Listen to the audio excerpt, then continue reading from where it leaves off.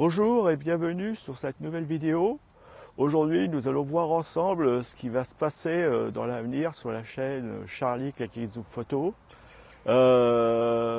Donc déjà, je vous remercie de me suivre, hein. J'ai vu qu'au niveau abonnés, ça commence à monter, donc c'est très bien. Encore un grand merci.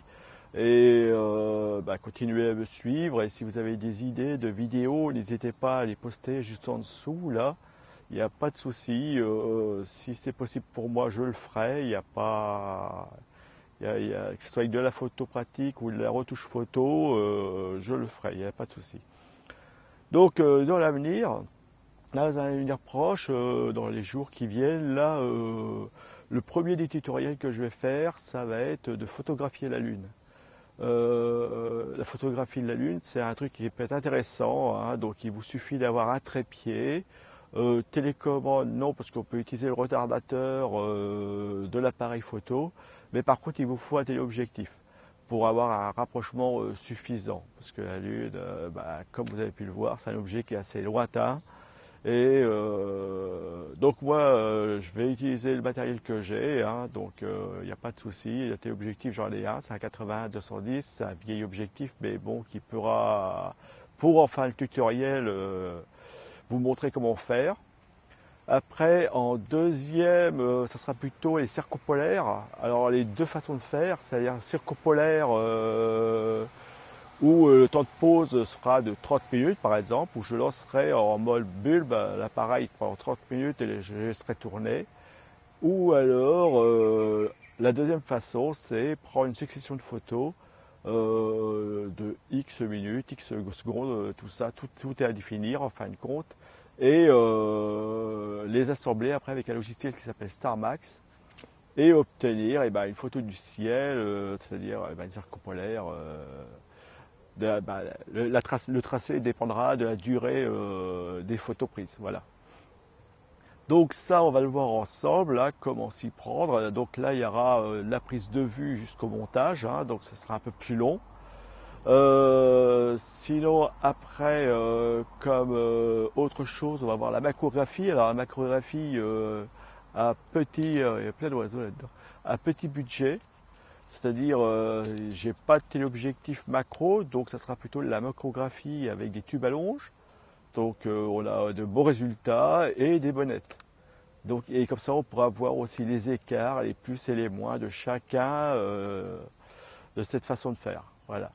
Qu'est-ce qu'on y gagne avec les tubes à longe et qu'est-ce qu'on y gagne ou qu'est-ce qu'on y perd avec les bonnettes. Après, il y aura la photo HDR. La photo HDR, vous savez, c'est une succession de photos sous-exposées et surexposées qu'on assemble avec un logiciel. D'ailleurs, il y a des tutoriels sur ma chaîne YouTube qui vous dit comment faire les montages, en fin de compte, hein, les associer, ces photos, avec différents logiciels. Après, il y aura la présentation de matériel aussi. Donc, je vous montrerai les différents matériels que j'ai, oui. Donc, avec leurs plus et leurs moins, hein, à chaque fois. Il faut dire que j'ai pas de gros budget, donc forcément, j'ai pas forcément du matériel de grosse qualité, mais pour moi, ça me suffit. Pour un professionnel, ça irait pas sûrement, mais pour moi, ça me convient et j'arrive à faire de bonnes choses avec, hein. Le seul truc que je suis très déçu, c'est des filtres neutres que j'ai achetés, qui ont tendance à teinter en rouge, mais vraiment très rouge, quoi. Donc c'est vraiment la seule mauvaise, on va dire, mauvaise occasion que j'ai eue. Sinon, j'ai acheté des trucs à bas prix. Et pour faire mes tests, pour faire mes essais, pour faire mes petites photos tranquilles, ça me va bien et ça marche bien. Donc il n'y a pas forcément d'avoir du matériel haut de gamme, je vous dis, hormis si on est professionnel, hein. Faut pas confondre les deux, parce qu'un professionnel va les utiliser souvent et moi c'est plutôt occasionnellement. Donc la différence elle est là. Donc je regarde ma checklist. Après, on va avoir aussi, on va faire de la balance des blancs. Donc vous avez vu qu'il y avait un premier épisode sur la balance des blancs. Le deuxième, c'est le traitement de la photo sur logiciel. Et on va voir comment on peut récupérer une balance des blancs en RAW sur un logiciel et en JPEG sur est-ce qu'on peut récupérer la base des blancs ou pas d'une photo en JPEG? Parce qu'on va dire que beaucoup d'entre vous photographient en JPEG et très peu en RAW. Pendant mes vacances d'ailleurs, j'ai pas pleuré, mais pas loin. Il y avait une personne qui avait un appareil photo qui valait au niveau qualité le double du mien.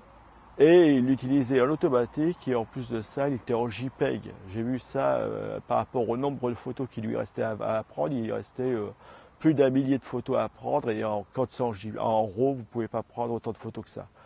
Donc ça fait pleurer quoi.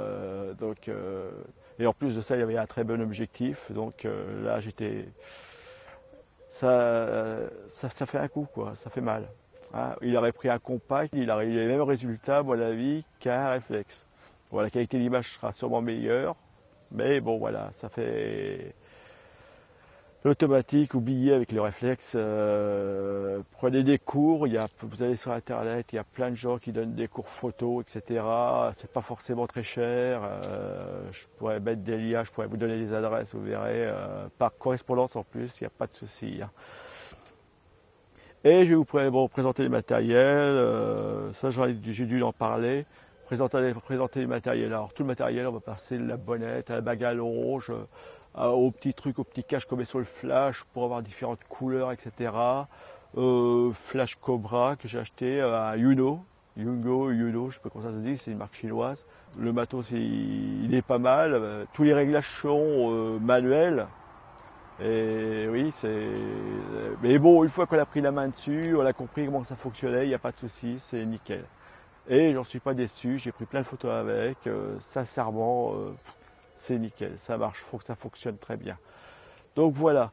Donc sinon, j'ai mes sites kikenzuphoto.fr, hein, donc allez le voir, vous verrez, il y a des nouveaux tutoriels, il y a des nouvelles choses à voir.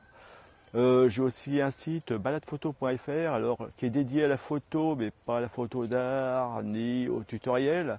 C'est plutôt pour donner des idées balades photo et aussi pour donner il y en a qui fait de la bonne musique et c'est aussi pour donner des spots hein, parce qu'il y a des belles vues à prendre, il y a des belles choses à prendre, il y a des villages comme Colombe-la-Rouge, je ne sais pas si vous connaissez, il y a quoi, il y a Turenne, il y a enfin, c'est pas très loin de chez moi, donc où il y a de très très très belles choses à prendre, de très belles photos à faire.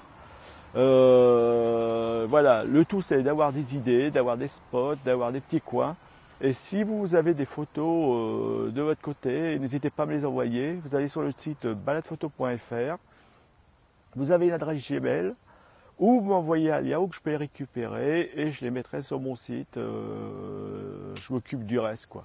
Voilà, c'est bien marqué, vous allez lire à propos et c'est bien expliqué.